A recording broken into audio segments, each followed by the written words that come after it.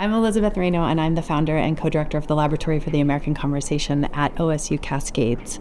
And our lab works to find novel solutions to difficult problems like climate change or public health crises, things that have really started to be a divisive conversation in the U.S. today.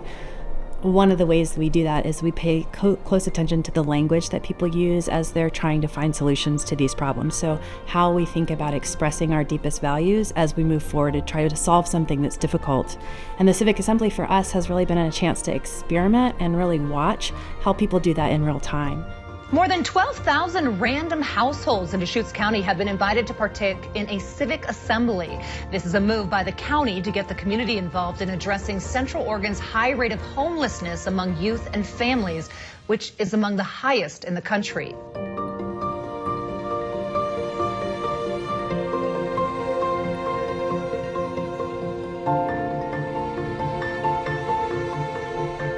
Everyone has an opportunity to have a seat at the table in building our shared future.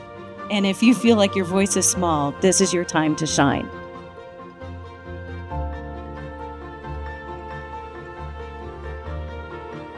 A group of citizens who are just sincerely interested in seeing progress on an issue, they can have very frank, honest discussions about what actually the problem is and what will actually work.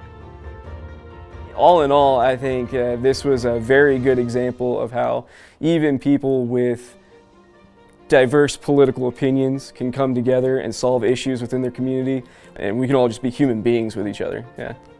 And I think that what happened today, in a lot of ways, is what we need out of politics.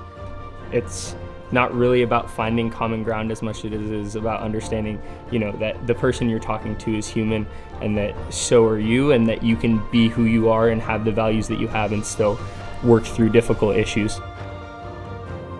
So we watched people come together, and even if they disagreed across the political ideological perspective, and even if they didn't exactly have common ground on the issue, they were still able to move forward. And that's a really exciting thing for Deschutes County and for the U.S. as a whole.